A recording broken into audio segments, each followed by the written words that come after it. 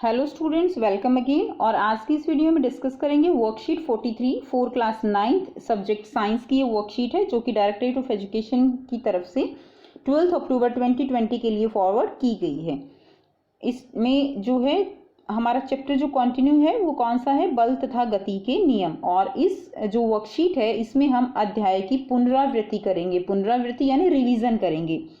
ज्ञान, आपने बल तथा गति के नियम के बारे में अब तक क्या जाना? जिज्ञासा दीदी, हमने बल तथा गति के नियम के बारे में बहुत कुछ जाना। जैसे तो बच्चे आप सब भी जो है बल तथा गति के नियम के बारे में जानते हो और चैप्टर कंप्लीट हो चुका है, तो यानी आपको बहुत कुछ पता है। तो देखिए, बल क्या मतलब क्या होता है? बल का मतलब है खींचना या धक्का देना। वो क्या कहलाता है? वो बल कहलाता है।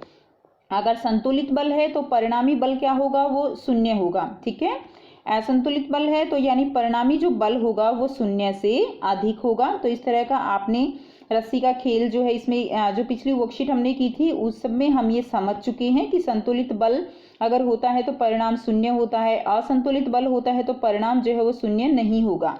अब देखिए, बल का जो है मात्रक क्या होगा? मात्रक होता है किलोग्राम मीटर पर सेकंड स्क्वायर या न्यूटन।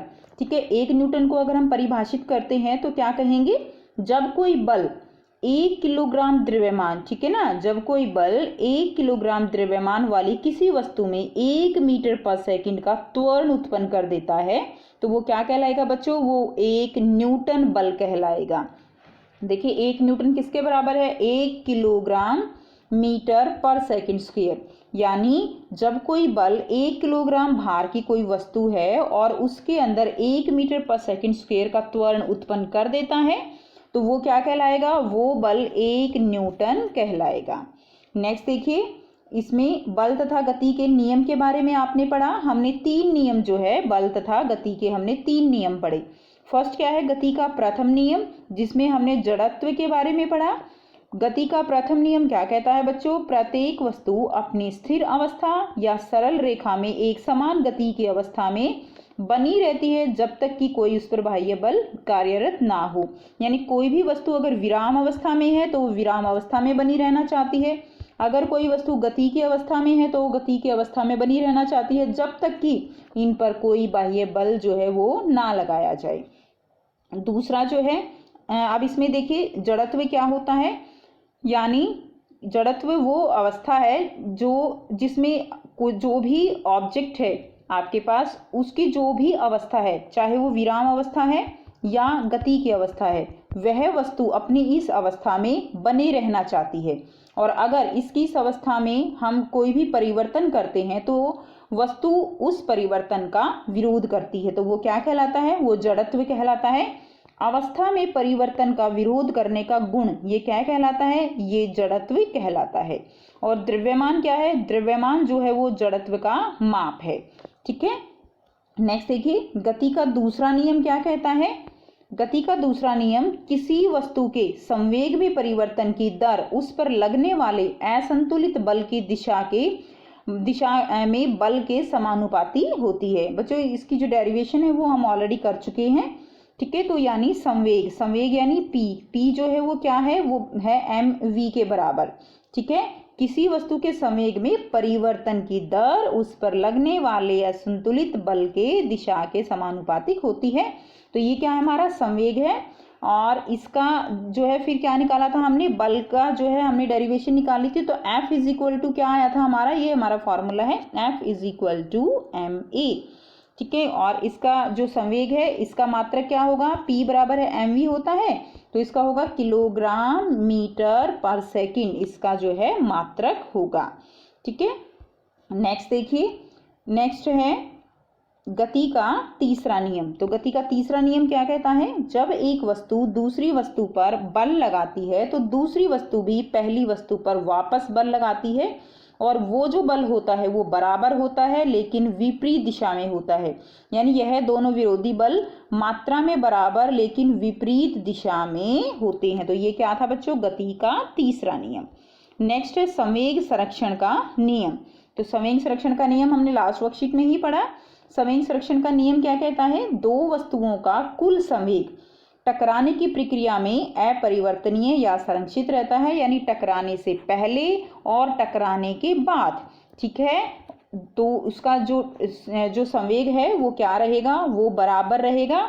और ये जो इक्वेशन है हमने, ये समीकरण हमने किया था MAUA प्लस MBUB बराबर है MAVA प्लस MBVB। इस समीकरण के द्वारा हमने देखा था कि किस तरह टकराने से पहले जो गेंद हैं उनका जो संवेग है और टकराने के बाद जो परिवर्तन होता है वो जो है बल, वो दोनों के जो है दोनों के ऊपर कैसा लगता है, बराबर लगता है, लेकिन विपरीत दिशा में लगता है। ये हमने लास्ट वर्कशीट में ही समझा था बच्चों। ठीक है, तो चलिए आप कुछ क्वेश्चन दिए गए हैं, काफ़ी इजी क्वेश्चन है। तो फर्स्ट क्वेश्चन क्या है, एक इकाई बल या न्यूटन को परिभाषित कीजिए। तो हमने अभी यहाँ पे न्यूटन की परिभाषा की है, एक न्यूटन को हम कैसे लिखेंगे, ये इसका आंसर रहेगा बच्चों। यहाँ से आप इसका आंसर लिखेंगे, तो ये क्वेश्चन नंबर 1 का आंसर है। ठीक है, नेक्स्ट क्वेश्चन करते हैं, संवेग एवं बल के एसआई मात्रक लिखिए। तो देखिए संवेग का एसआई मात्रक क्या है, किलोग्राम मीटर पर सेकेंड, यहाँ से आप लिखेंगे। और बल का एसआई मात्रक हमने अभी जो है ऊपर किया, किलोग्राम मीटर पर सेकंड स्क्वायर या न्यूटन, ये जो है इसका सेकंड पार्ट होगा, यानी ये बल का होगा और ये किसका होगा, ये संवेग का होगा। ठीक है, ये वाला जो है किसका होगा, संवेग का। नेक्स्ट क्वेश्चन देखिए, गति के तीनों नियम लिखिए। ठीक है, तो बच्चों यहाँ से आप गति के जो है तीनों नियम लिख सकते हैं, ये प्रथम नियम, ये दूसरा नियम और ये तीसरा नियम। तो ये आंसर 3 हो जाएगा। नेक्स्ट, गति के दूसरे नियम के कोई 2 अनुप्रयोग लिखने हैं आपको। तो देखिए जो वर्कशीट हमने की उसमें आपको जो है अलग से एप्लीकेशन उसमें करवाई थी कि गति के दूसरे नियम के कोई भी 2 अनुप्रयोग लिखेंगे। तो इसमें आप लिखेंगे कि जो क्रिकेट प्लेयर है, पहला जो अनुप्रयोग है वो क्या लिखेंगे, जो क्रिकेट प्लेयर हैं वो बॉल को पकड़ते समय अपने हाथ पीछे की ओर ले जाते हैं। पहला क्या लिखेंगे कि जो क्रिकेट खिलाड़ी है वो बॉल को पकड़ने के लिए, बॉल को कैच करने के लिए अपने हाथ पीछे की ओर ले जाते हैं। ठीक है, और दूसरा जो आप अनुप्रयोग लिखेंगे वो लिखेंगे कि एक जो पर्सन है, कोई भी व्यक्ति, अगर वो सीमेंटेड या पक्के फर्श पर जो है उसको ज़्यादा चोट लगती है, जबकि अगर वो रेत पर गिरेगा तो उसको कम चोट लगती है। तो ये भी गति का जो है दूसरे जो नियम है उसका अनुप्रयोग है। तीसरा, आप इसमें एक और एग्जाम्पल दे सकते हो कि जो कराटे प्लेयर हैं वो जो टाइल्स हैं उनको एक सिंगल चोट से ही तोड़ पाते हैं। ठीक, तो इनमें से कोई भी आप 2 जो है वो लिख सकते हो। नेक्स्ट देखिए, प्रश्न 5 क्या है, जड़त्व को आपको परिभाषित करना है। तो ये जड़त्व जो है यानी अवस्था में परिवर्तन का विरोध करने का गुण क्या कहलाता है, वो जड़त्व कहलाता है। ठीक है बच्चों, तो आई होप बेटा आपको अब ये चैप्टर क्लियर है। इसके अगर कोई भी कंसेप्ट में प्रॉब्लम है तो आप कमेंट करके पूछ सकते हो। दूसरा, आप अपनी NCERT बुक से इस चैप्टर को ज़रूर एक बार रीड कीजिए। आप जो भी इसके बेस्ड न्यूमेरिकल्स है उनको ट्राई कीजिए, और अगर कोई भी प्रॉब्लम है तो आप कमेंट करके पूछ सकते हैं। और अगर वीडियो अच्छी लगी तो लाइक शेयर ज़रूर कीजिए, चैनल को सब्सक्राइब कीजिए। And thanks for watching, have a nice day.